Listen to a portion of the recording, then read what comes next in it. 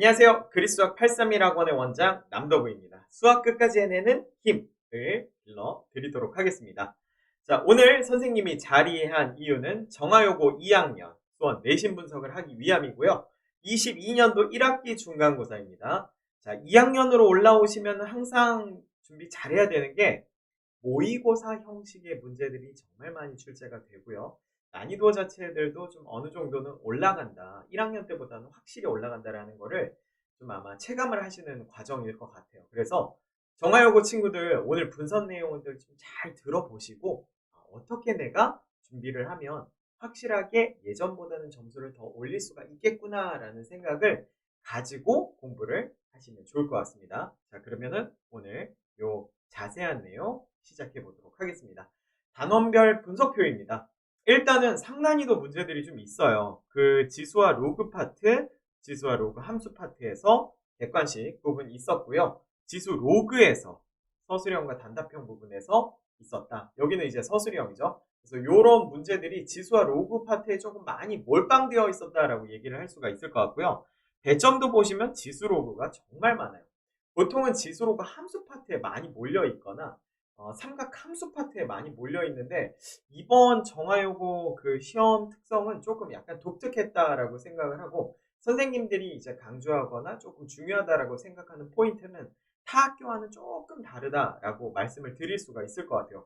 이상하게 2학년 수원 파트는 함수가 그렇게 강조가 되더라고요. 근데 정화요고는 좀 그렇지는 않았어요. 그리고 부교재는 올림포스 사용했고요. 학교 교과서 출판사는 신사고였다라는 거 참고해 주시면 되겠습니다.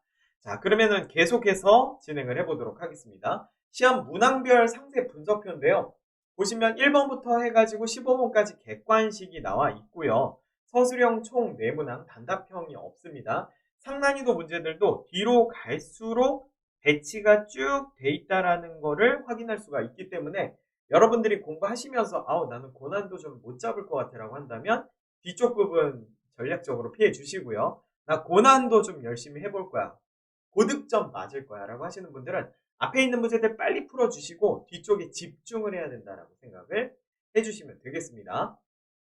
적중이라고 되어져 있는 이런 뻘건 것들은 저희가 시험 대비에 있어서 아주 철두철미하게 준비를 해줬기 때문에 이렇게 이제 적중이 많이 되어져 있다라는 것을 확인할 수가 있고요. 부분 적중은 여러분들 이제 유형 같은 것들은 어느 정도 학습을 시키고 이 부분 학습을 시켰는데 이게 콜라보가 되어 있는 문제들은 아니었어서 이제 부분으로 이제 표시를 해놨습니다. 시험 범위나 단원별 문항수 여러분들이 참고해 주시면 좋을 것 같습니다. 자, 계속해서 가볼게요. 출제 경향 한번 보도록 하겠습니다. 주요 출제 파트나 출제 경향은 지수, 로그부터 삼각함수 그래프까지 보통의 범위로 출제가 되었는데 어떤 학교들은 그 삼각함수 활용까지도 나옵니다. 그래서 그런 부분에 대해서도 준비를 하는 학교들이 있다. 우리는 그나마 조금 덜 했다라고만 생각을 해주시면 좋을 것 같고요.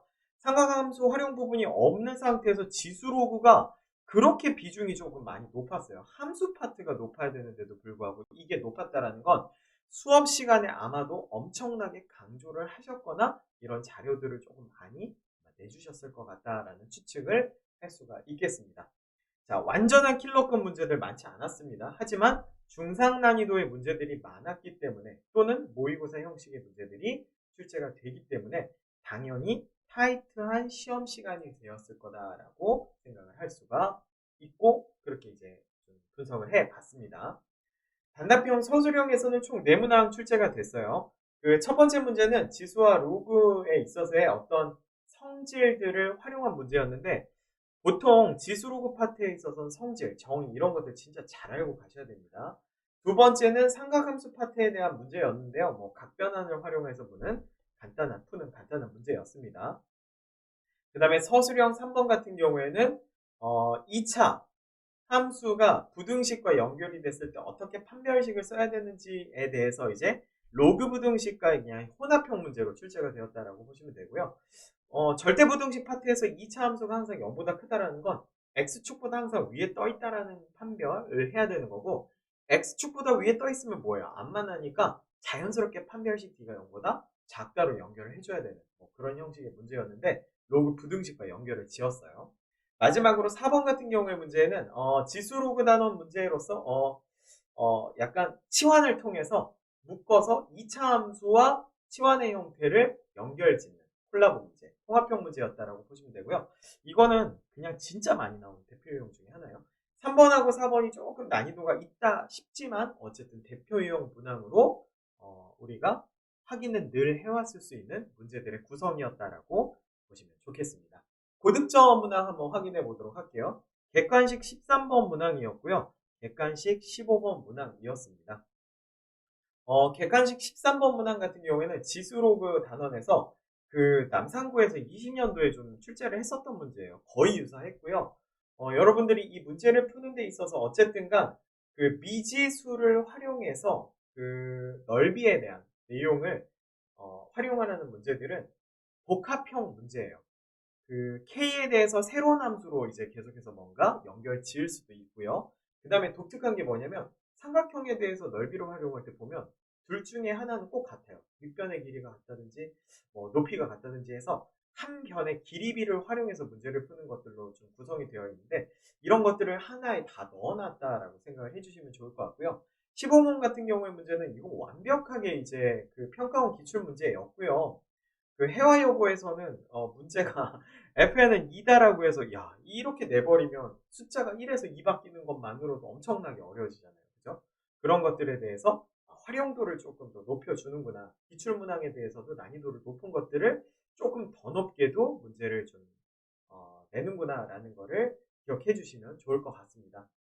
이거 개수 세는 문제다 보니까는 분명히 실수할 수 있어요. 이렇게 개수 세는 문제들은 여러분들이 꼼꼼하게 하나씩 하나씩 구분을 해서 그 서술하는 과정에 있어서 체크를 잘할 수 있는 자기만의 방법을 만드시면 참 좋다라는 거 강조를 드릴 수가 있겠습니다.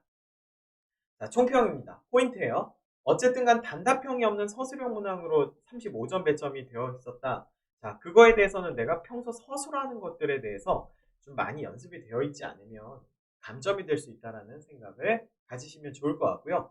지수로그 파트에서는 증명하는 문제라든지 아니면 이거를 정의하는 문제들로 좀 많이 나온다.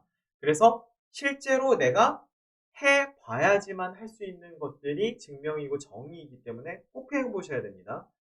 난감해 하실 수 있는 되게 많이 나오는 증명이나 정의 문제가 아니라 그 이외의 증명이나 정의 문제를 출제하기도 해요. 지금 이번에 시험 문제도 그랬고요. 그래서 그런 것들 꼭 잡아주시면 좋다라고 생각을 하시면 좋을 것 같고요. 고난도 문항에서는 개수 세는 게 조금 디테일하게 있었기 때문에 디테일한 게 있는 게 아니라 개수 세는 문제가 있었기 때문에 디테일하게 문제를 풀고 세부적으로 정리하는 거에 대한 습관을 들여야지만 이런 문제들을 잘 풀 수 있다라고 이야기를 드리고 마지막으로는 여러분들 아시겠죠? 시험 시간이 빠듯하다라는 건 문항이 전반적으로 다 어려워서가 아니라 하나하나의 문항에 있어서도 좀 세심하게 보셔야 되고 해석을 잘해야 되고 계산 능력치를 물어보는 문항들 때문에 시험 시간이 빠듯한 거다. 킬러가 그렇게 많이 엄청 들어있지는 않다라고 생각을 해주시면 좋겠습니다. 그래도 기말고사는 난이도가 높은 킬러 문항들이 나올 수 있다라는 가정을 갖고 가셔야 돼요. 왜냐면 삼각함수 파트, 그 다음에 그 이외에도 수능에서 가장 많이 나왔던 유형들로 구성이 되어져 있기 때문이다 라고 생각을 해주시면 좋겠습니다. 자, 오늘 방향성 하나 더 해야 되는 선생님 왜 마무리를 하려고 해요? 그러면 앞으로 공부 어떻게 해야 되는지도 알려줘야 돼요. 그죠? 앞으로의 공부 방향성은 이렇습니다. 완전 킬러는 나오지 않으니까 실제로 여러분들이 문제에 있어서 조금 길거나 계산 능력치를 요구하는 아이들이 많기 때문에 또는 증명 문제도 있기 때문에 꼼꼼하게 체크해가면서 공부를 해야 된다라는 내용 전달해 드릴 수가 있을 것 같고요.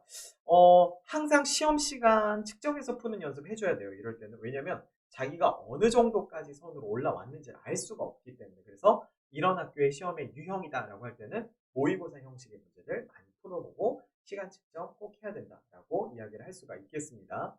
자, 그리고 나머지 그 시험 시간의 촉박함에 대해서는 밸런스 있는 어떤 여러분들이 그 시간 투자를 해야 되는 부분에 있어서 자기가 전략적으로 가야 된다는 내용 이제 넣어놨고요.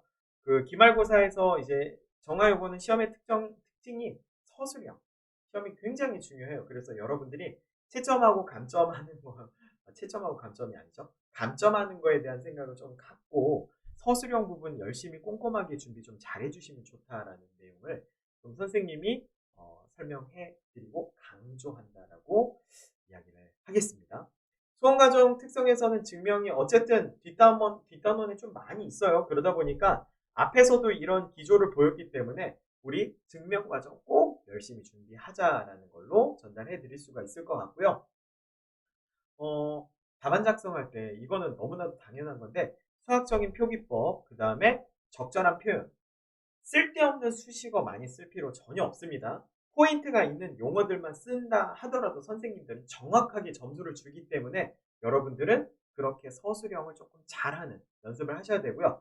그런 서술형을 잘했는지 확인하는 방법은 좋은 선생님들, 이런 거에 대해서 대비를 잘해주는 선생님들께 첨삭을 받고 꼭 계속해서 상담을 받아야지만 여러분들이 이 부분 늘어난다라고 얘기를 드릴 수가 있을 것 같고요. 저희 그리스 학원에서는 아주 이런 부분에 있어서는 정확하게 준비를 해주시는 선생님들로 구성이 되어져 있다. 정말 선생님들 어디 가서 자랑하면 안 되지만 저희 선생님들 누구 하나 빼놓지 않고 다 잘하십니다. 여러분들 오셔서 부족한 부분이 있다면 그 부분을 꼭 채워가시고 받아가시기를 바라겠습니다. 자, 어쨌든간 고2 과정 올라오시면서 기출문항에 대해서 한번 고민을 해봐야 되는, 평가원 모의고사에 대해서 고민을 해봐야 되는 학습 과정이었을 것 같아요. 분명히 그런 문항들을 잘 활용해서 시험 출제를 했고요. 여러분들 이 부분 잡아내시면 수능도 잡을 수 있다는 생각하시면서 공부를 해주시면 좋겠습니다. 자, 오늘 내용을 기반으로 해서 다음 시험도 잘 준비하시면 좋겠고요. 2023년, 24년 이후에 중간고사를 준비하는 고2 학생들 이 내용 보시면서 꼭 좋은 점수 받기를 바라겠습니다. 오늘 내용 듣느라 수고들 하셨습니다.